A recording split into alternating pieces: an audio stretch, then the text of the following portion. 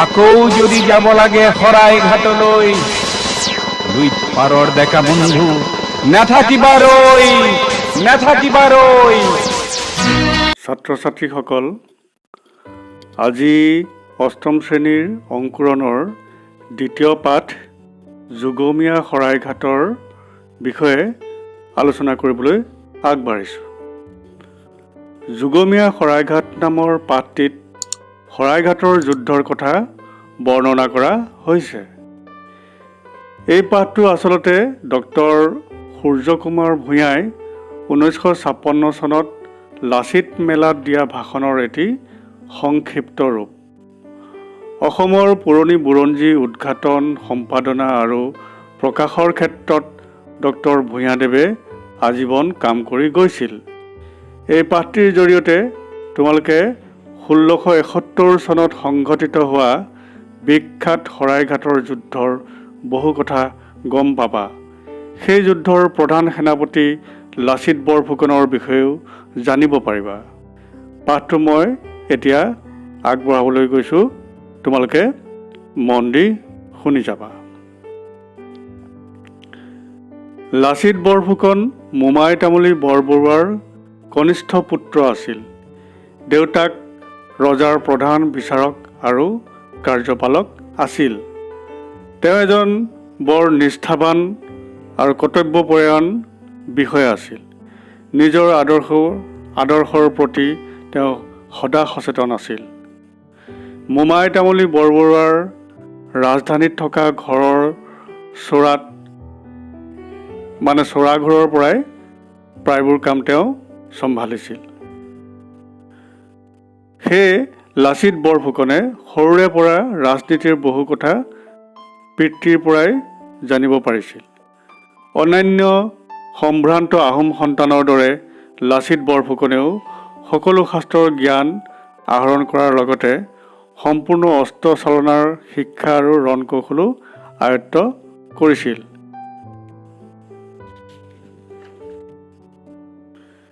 প্ৰথমে লাচিত বৰফুকনে তেওঁৰ পিতৃ অৰ্থাৎ ৰাজমন্ত্ৰী ডাঙৰীয়াৰ হাঁচতি ধৰা তামুলী হিচাপে নিযুক্তি লাভ কৰিছিল। এই পদটো এগৰাকী ব্যক্তিগত সচিবৰ নিচিনা আছিল। মন্ত্ৰী MLA সকলৰ যেনেকৈ PA থাকে ঠিক তেনেকুৱা ধৰণৰ। ইয়াৰ দ্বাৰা তেওঁৰ ৰজাৰ বৰচৰাত হোৱা পাত্ৰ মন্ত্ৰীৰ মেলত উপস্থিত থাকিব পাৰিছিল। ইয়াৰ পিছত তেওঁ কেইবাটাও পদত পদোন্নতি লাভ কৰিছিল আৰু দোলাকাষৰীয়া বৰুৱাৰ পদ লাভ কৰিছিল। এই পদটো এজন ইন্সপেক্টৰ জেনেৰেলৰ নিচিনা আছিল। শেষত স্বৰ্গদেউ চক্ৰধ্বজ সিংহই লাচিত বৰফুকনক শৰাইঘাটৰ যুদ্ধৰ প্ৰধান সেনাপতি হিচাপে নিযুক্ত কৰে। ইয়াৰ আগেয়ে স্বৰ্গদেৱে লাচিতৰ নিৰ্ভীকতা আৰু আত্মমৰ্যাদাবোধ প্ৰমাণ চাবৰ বাবে এটা পৰীক্ষা কৰিছিল। সেইমতে স্বৰ্গদেউৰ ওচৰত আঁঠু লোৱাৰ সময়ত, যেতিয়া এদিন স্বৰ্গদেৱে মাতি পঠিয়াইছিলে, সেই আঁঠু লোৱাৰ সময়তে আঁৰত থকা লিগিৰা এটাই আগৰ ব্যৱস্থা অনুযায়ী দৌৰি আহি লাচিতৰ মূৰৰ বস্ত্ৰ থাপ মাৰি লৈ গৈছিল। মূৰৰ বস্ত্ৰ কাঢ়ি নিয়াটো বৰ অপমানজনক কথা। সেয়ে লাচিতে খঙে অপমানে লিগিৰাটোক কাটিবলৈ হেংদাং উলিয়াই ল'লে। ভয়তে লিগিৰাটো স্বৰ্গদেউৰ সিংহাসনৰ তলত সোমালগৈ। লাচিতে নেৰিলে, তালৈকেও তাক খেদি গ'ল। পাছত স্বৰ্গদেৱে বাধা দিলে আৰু লাচিতৰ অসীম সাহসৰ প্ৰমাণ পাই তেওঁক যথাযোগ্য সন্মানেৰে আৰু সন্মানিত কৰিলে আৰু বহুতো উপহাৰ প্ৰদান কৰিলে। 1667 চনৰ বাৰিষাৰ আগে আগে আহোম সৈন্যৰ যুদ্ধৰ সকলো আয়োজন সম্পূৰ্ণ হ'ল আৰু তাৰ লগে লগে আহোম সৈন্যই মোগলক ওপৰত আক্ৰমণ কৰি মোগলৰ হাতত থকা গুৱাহাটী দখল কৰিলে। এই চনৰে ডিচেম্বৰ মাহত মোগল সম্ৰাট ঔৰংজেবে এই কথা গম পায়। এই কথা গম পোৱাৰ পিছতে ৰাজপুত ৰজা ৰামসিংহক সেনাপতি নিৰ্বাচন কৰি পুনৰ অসম দখল কৰিবলৈ পঠিয়াই দিয়ে। 1669 চনৰ ফেব্ৰুৱাৰী মাহত ৰামসিংহ অসমৰ সীমান্তত আহি উপস্থিত হয় আৰু ইয়াৰ লগে লগে অৱশ্যে যুদ্ধ আৰম্ভ হোৱা নাছিল। প্ৰথমে তেওঁলোকৰ মাজত কথাৰে যুদ্ধ, বাক যুদ্ধ আৰম্ভ হৈছিল। তোমালোকে নিশ্চয় জানা, দেখিছাও টিভিৰ মাধ্যমত আগৰ ৰামায়ণ মহাভাৰত বা বিভিন্ন ভাওনাৰ যিবোৰ হয়, দৃশ্যায়ন হয়, সেইবোৰ যুদ্ধৰ ঠিক আগে আগে এটা বাক যুদ্ধ হয়। ঠিক তেনেদৰে ৰামসিংহ আৰু লাচিত বৰফুকনৰ মাজতো এই বাক যুদ্ধ চলিছিল। ৰামসিংহই কি কৰিলে, কটকী পঠিয়াই ক'লে, ভাই লাচিত, আমাৰ লগত যুঁজ কৰিব পাৰিবা জানো? এই এটোপোলা আফু গুটি পঠিয়ালোঁ, ইয়াত যিমান গুটি আমাৰ সৈন্যৰ সংখ্যাও তিমান। লাচিত বৰফুকনে তেতিয়া উত্তৰ দিলে, আফু গুটি পঠিয়াইছা, পতাত পিহিলে পানী হ'ব। মই এচুঙা বালি পঠিয়ালোঁ, আমাৰ সৈন্যৰ এনেই লক্ষণ। গতিকে লাচিত বৰফুকন কিমান বুদ্ধিমান আছিল, কিমান বিচক্ষণ আছিল, তেওঁৰ এই কথাৰ দ্বাৰা আমি প্ৰমাণ পাওঁ। এতিয়া কথাৰ যুদ্ধৰে বলে নোৱাৰি ৰামসিংহই ব্ৰহ্মপুত্ৰ পাৰ হৈ গুৱাহাটীৰ গড় ল'বলৈ চেষ্টা কৰিলে। এইটো মানে যুদ্ধৰ ঠিক শেষ পৰ্যায়ত আহি উপনীত হ'ল। এইখিনিতে তোমালোকক কৈ থোৱাটো ভাল হ'ব যে শৰাইঘাটৰ যুদ্ধৰ প্ৰস্তুতি আহোম সৈন্যই প্ৰায় 4 বছৰ ধৰি কৰিছিল, মানে 1667 পৰা 1671 চনলৈকে। আৰু এই যুদ্ধৰ মাজতেই স্বৰ্গদেউ চক্ৰধৰ সিংহৰ মৃত্যু হয় 1670 চনত। লগে লগে তেওঁৰ ভাতৃ উদয়াদিত্য সিংহ সিংহাসনত উঠে। উদয়াদিত্য সিংহইও লাচিত বৰফুকনৰ নেতৃত্বত যুদ্ধ চলাই যায় আৰু চতুৰ লাচিত বৰফুকনে 1669 চনৰ পৰা 1670 চনলৈ মাজে মাজে যুদ্ধ কৰিছিল আৰু শান্তিৰ প্ৰস্তাৱো ঠিক তাৰ মাজতেই চলাই নিছিল। তেওঁৰ উদ্দেশ্য আছিল বাৰিষাৰ আগমন হোৱালৈ আৰু বাৰিষাৰ আগমনৰ সময়ত বাৰিষাৰ সুযোগ লৈ পেলাই মোগল সৈন্যৰ ওপৰত পুতক তুলিবলৈ, আৰু সেয়ে তেওঁ বিভিন্ন কৌশল খটুৱাই যুদ্ধৰ কিছু পিছুৱাই আছিল। আৰু এটা কথা, লাচিত বৰফুকন আৰু তেওঁৰ তলতীয়া সেনাপতিসকলক এই সময়ছোৱাৰ ভিতৰত মোগলে বা ৰামসিংহই বিভিন্ন ধৰণে প্ৰলোভন দিবলৈ চেষ্টা কৰিছিল, কিন্তু লাচিত বৰফুকনৰ সুদক্ষ নেতৃত্বৰ বাবে সেয়া সম্ভৱ হৈ উঠা নাছিল। এতিয়া শেষ পৰ্যায়ৰ যুদ্ধ যেতিয়া আৰম্ভ হ'ল, সেই সময়ত লাচিতৰ গাত ভীষণ জ্বৰৰ গাৰে তেওঁ নাও মেলি দিলে আৰু চিঞৰি চিঞৰি ক'লে, অসমীয়া ৰনুৱাসকল, মই যুঁজিহে মৰিম। চিলা পৰ্বতৰ ওপৰত এচপৰা মাটি কিনি থৈছোঁ, তাতে মোৰ শটো থবা, নাইবা মোক বঙালে ধৰি লৈ যাওক। তোমালোক সুখেৰে ঘৰলৈ উভতি যোৱা। অসমীয়া সৈন্য কিছু পিছ হুহুকাৰ সময়তে লাচিতৰ এই মৃত্যুপণ শুনি অসমীয়াৰ গালৈ তেজ আহিল। শৰাইঘাটৰ যুঁজত ৰামসিংহ পৰাজিত হ'ল। অসম এৰি যাবৰ সময়ত ৰামসিংহই কৈ গ'ল, ধন্য ৰজা, ধন্য মন্ত্ৰী, ধন্য সেনাপতি, ধন্য সেনা। অকল এজন মানুহে সকলো সৈন্য চলায়। ই কি আচৰিত! মই হেন ৰামসিংহ নিজে যুদ্ধৰ সেনাপতি হৈও একোতে সুবিধা নাপাওঁ। অসমৰ সৈন্যসকল কেনেধৰণৰ আছিল, ৰামসিংহৰ এই কথাৰ দ্বাৰা আমি প্ৰমাণ পাওঁ। শৰাইঘাটৰ যুদ্ধত অসমৰ বিজয় ভুকুতে পকা কল নাছিল।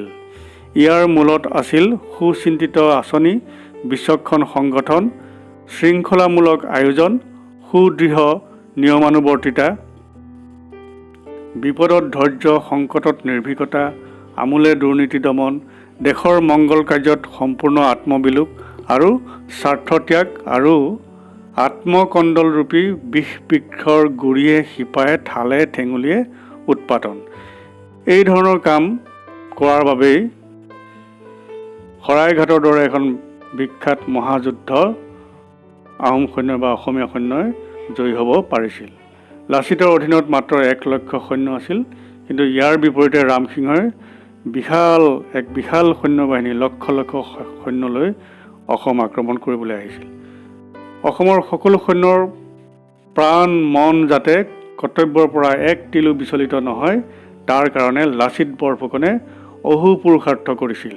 কোনোবাই যুদ্ধৰ কামত মন এৰি ইফাল সিফাল কৰে বুলি লাচিত বৰফুকনে পোনে পোনে পোনপ্ৰথমেই কামাখ্যা গোসানীলৈ সেৱা কৰি ঘোষণা কৰিছিল, যুদ্ধৰ কামত পাছ হুহুকিলে মই এই হেংদানেৰে দুডোখৰ কৰি কাটিম, পাছতহে স্বৰ্গদেৱক জনাম।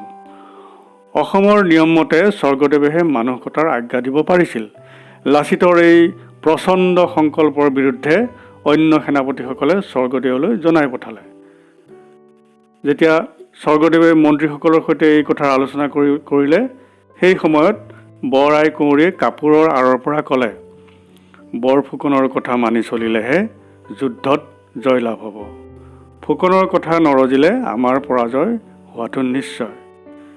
স্বৰ্গদেৱে বৰকুঁৱৰীৰ উপদেশ মানি বৰফুকনলৈ কৈ পঠিয়ালে, বোলে ফুকনৰ কথাই মোৰ কথা। ইয়াৰ দ্বাৰা আমি প্ৰমাণ পাওঁ যে আহোম স্বৰ্গদেৱসকলেও তেওঁলোকৰ ৰাণীসকলৰ দিহা উপদেশ শুনিছিল, মানি চলিছিল। অগ্নি, সৰ্প আৰু প্ৰলোভন, এই তিনি একেধৰণেৰে বিষাক্ত। ফিৰিঙতিৰ পৰা খাণ্ডৱ দাহ হ'ব পাৰে। ফেঁটী সাপ আৰু 6 আঙুলীয়া খন্তীয়া সাপ উভয়ে প্ৰাণনাশ কৰিব পাৰে। প্ৰলোভন সৰ্প এবাৰ যুদ্ধ শিবিৰত সোমালে সৰ্বনাশ সংঘটিত হ'ব। অসমীয়া কটকী ৰামচৰণ আৰু নিমক ৰামসিংহই ৰাজপুতনাৰ ফালৰ কাঠৰ চৰাই নাচ দেখুৱাইছিল। কটকীৰ মনত লোভ জগাবলৈ ৰামসিংহই সেইটো কৰাইছিল।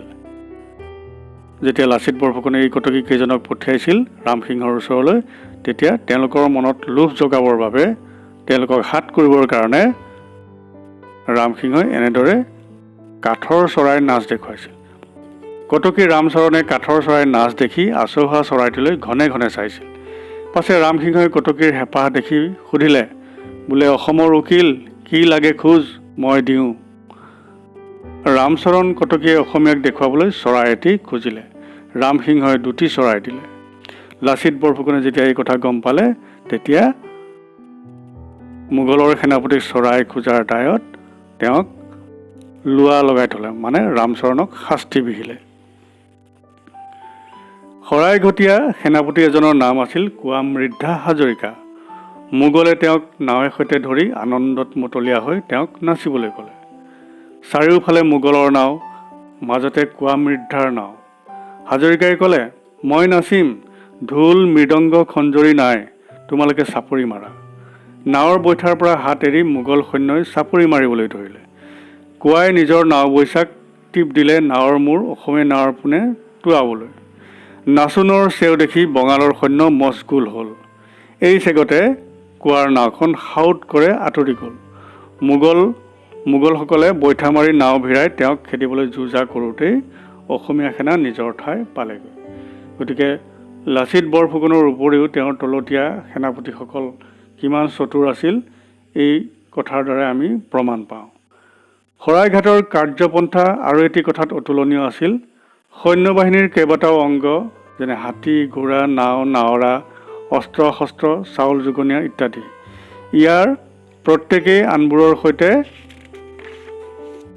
এক লগ হৈ এক উদ্দেশ্যত কাম কৰিব নোৱাৰিলে তাৰ পৰা বিষম বেমেজালেৰেও অনিষ্ট হয়।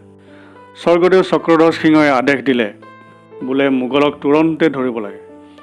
ইফালে যুদ্ধ বা তাৰ অংগবোৰৰ আয়োজন বিশেষ একো নাই। মিৰ জুমলাই ভাঙি থৈ যোৱা দেশখন পাতি আহিলা সংগ্ৰহ কৰি যুদ্ধৰ সন্মুখীন হ'বলৈ দিব লাগিব। সেই দেখি ৰাজমন্ত্ৰী আটন বুঢ়াগোহাঁয়ে আগ পাছ সকলো কথা স্বৰ্গদেউক বুজাই ক'লে। তাৰ পাছত 3 বছৰ আয়োজনৰ পাছতহে অসমে মোগলক পৰাস্ত কৰি গুৱাহাটী আৰু কামৰূপ উদ্ধাৰ কৰিব পাৰিলে। তাৰ মানে শৰাইঘাটৰ যুদ্ধৰ আগে মিৰ জুমলাই আক্ৰমণ কৰি অসমখন থান বান কৰি থৈ গৈছিল। গতিকে যেতিয়া চক্ৰধ্বজ সিংহ স্বৰ্গদেউ সিংহাসনত বহিল, তেওঁ লগে লগে মোগলক আক্ৰমণ কৰিব খুজিলে, কিন্তু ৰাজমন্ত্ৰী আটন বুঢ়াগোহাঁয়ে সকলো পৰিস্থিতি বুজাই দিলে যে লগে লগে কৰিলে কি হয়। গতিকে 3 বছৰ ধৰি আয়োজন কৰাৰ পাছতহে মোগলক আক্ৰমণ কৰি কামৰূপ আৰু গুৱাহাটী আহোম সৈন্যই উদ্ধাৰ কৰিব পাৰিলে। আলাবৈ নামৰ ঠাইখনত একেদিনাই 10,000 অসমীয়া সৈন্য নিহত হোৱাত লাচিত বৰফুকন বৰ বেজাৰ পালে। লাচিত বৰফুকনে বৰ বেজাৰ পালে। স্বৰ্গদেৱে বিবেচনা নকৰাকৈ ৰণ কৰিবলৈ আদেশ দিয়াৰ কাৰণেই অসংখ্য সৈন্য নিহত হ'বলগীয়া হৈছিল। লাচিতে তেতিয়া ক'লে, বোলে মোৰ একোটা মানুহ একোটা হাতী, আজি মই তেনে মানুহ 10,000 হেৰুৱালোঁ। এই কথা স্বৰ্গদেৱক জনাই পঠাওঁ। বুঢ়াগোহাঁই ডাঙৰীয়াই লাচিতক হাক দি ক'লে, বাৰীৰ ভিতৰৰ পুখুৰী সিঁচোতেও আঠোটা দুহুটা মানুহক শিঙিয়ে বিন্ধে। এইটো ৰণহে হৈছে, এই জানি 2-4 লোক কিয় নপৰিব? এই কথা ৰজালৈ জনাবলৈ ভাল নহয়। সুবিবেচনাৰে কাৰ্যপন্থা নিৰূপণ আৰু ক্ষিপ্ৰভাৱে কাৰ্যপন্থা গ্ৰহণ আৰু সম্পাদন, এই 2 সমাৱেশ শৰাইঘাটৰ ৰণত অসমীয়াৰ কাৰণে আৱশ্যক আছিল আৰু আগলৈকো আৱশ্যক হ'ব। সেয়েহে কোৱা হয়, শৰাইঘাট নাই, কিন্তু শৰাইঘাট আছে। গতিকে এই কথাখিনিৰ লগতে ডক্টৰ সূৰ্যকুমাৰ ভূঞাদেৱে তেওঁৰ প্ৰবন্ধটিৰ প্ৰথমতে যিখিনি কথা কৈ গৈছিল সেইখিনি খুবেই প্ৰাসংগিক, প্ৰতিজন অসমীয়াৰ কাৰণে প্ৰতি মুহূৰ্ততে প্ৰযোজ্য, গ্ৰহণযোগ্য। এই কথাখিনি মই পুনৰ দোহাৰিছোঁ। ভূঞাদেৱে কৈছিল, এতিয়া লাচিতৰ দিনৰ শৰাইঘাট নাই, কিন্তু আন এখন শৰাইঘাট হ'লে আছে। এইখন শৰাইঘাটত সংঘবদ্ধ হৈ সদৌ অসমীয়া দেশ ৰক্ষাৰ মন্ত্ৰত একমুখী হোৱাৰ আৱশ্যকতা আছে। অতীতৰ শৰাইঘাটৰ সমস্যাবোৰ আছিল সামৰিক, এতিয়াৰ সমস্যাবোৰ হ'ল সামাজিক, অৰ্থনৈতিক, ৰাজনৈতিক আৰু ঐতিহাসিক। অসমৰ সমস্যাৰ অন্ত নাই আৰু অন্ত নপৰে। বছৰি বানপানীৰ দুৰ্যোগ, খৰাং বতৰৰ দুৰ্যোগ, মাৰি মৰক, ভূঁইকঁপ, ওচৰ চুবুৰীয়া জাতিবৃন্দৰ লগত লেনদেন, বিশ্বজগতৰ লগত যোগাযোগ আৰু চলাচল ব্যৱস্থা, মানুহৰ কুপ্ৰবৃত্তি দমনৰ আৱশ্যকতা, শিক্ষা বিষয়ক বিবিধ প্ৰশ্ন আৰু শাসন কাৰ্যৰ সুচাৰু সম্পাদন, এনেধৰণৰ সমস্যা চিৰকাল অসমৰ গাত লম্ভি আছে আৰু লম্ভি থাকিব। আৰু এক শ্ৰেণীৰ সমস্যাৰ সমাধান হ'লে আন এক শ্ৰেণীৰ সমস্যাই মূৰ দাঙি উঠিব। এই হৈছে অসমৰ জাতীয় জীৱনৰ চিৰন্তন পটভূমি। এই সমস্যাবোৰৰ ভালদৰে সমাধান নহ'লে অসমৰ অস্তিত্বলৈ টনাটনি হ'ব। মহাবীৰ লাচিত বৰফুকন আৰু তেওঁৰ লগৰ মহাৰথীসকলে যি মনোবৃত্তি আৰু একাগ্ৰ দেশপ্ৰেমেৰে সেই কালৰ সমস্যা সমাধান কৰিছিল, সেই মনোবৃত্তি আৰু একাগ্ৰ দেশপ্ৰেম আমাৰ প্ৰতি মুহূৰ্তে আৱশ্যক। অসমীয়াই যাতে এই ডাঙৰ কথাটো হৃদয়ংগম কৰে আৰু যাতে অসমীয়াৰ প্ৰতি প্ৰাণত শৰাইঘাটৰ আদৰ্শ কাৰ্যকৰী হৈ শিপা মেলে। গতিকে শৰাইঘাটৰ সেই ঘটনাবোৰৰ লগত মহাবীৰ লাচিত বৰফুকন আৰু তেওঁৰ তলতীয়া সৈন্য সেনাপতি আৰু সৈন্য বাহিনীয়ে যি আদৰ্শৰে যুদ্ধত জয়ী হৈছিল, যুদ্ধত তেওঁলোকে জঁপিয়াই পৰিছিল, যি মানসিকতাৰে, যি অসীম সাহসেৰে যি যুদ্ধ কৰিছিল, সেই মানসিকতা এতিয়াও প্ৰতিজন অসমীয়াৰ প্ৰাণত থাকিব লাগিব। তেতিয়াহে অনাগত দিনত আমাৰ যিমানবোৰ সমস্যা আহিব, সেই সকলোবোৰ সমস্যা আমি নিজে নিজে সমাধান কৰিব পাৰিম। নহ'লে আমাৰ নিজৰ দেশত, নিজৰ ঠাইত আমি নিজেই ভগনীয়া হ'ব লাগিব। ডক্টৰ ভূপেন হাজৰিকাই কৈ গৈছে নহয়।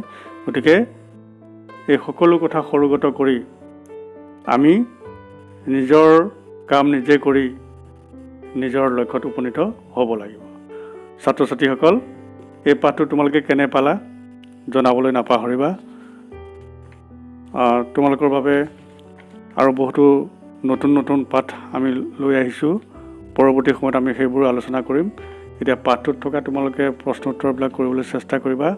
তাৰ লগতে যিখিনি ব্যাকৰণৰ প্ৰশ্ন উত্তৰ আছে, ব্যাকৰণৰ কথাখিনি আমি তোমালোকৰ সৈতে আলোচনা কৰিম পৰৱৰ্তী এটা পাঠত। আৰু আজিলৈ ইমানতে সমাপ্ত কৰিব খুজিছোঁ। সকলোকে পুনৰ মৰম জনাই আৰু ধন্যবাদ জনাই আজিৰ পাঠ ইমানতে সামৰিছোঁ। ধন্যবাদ।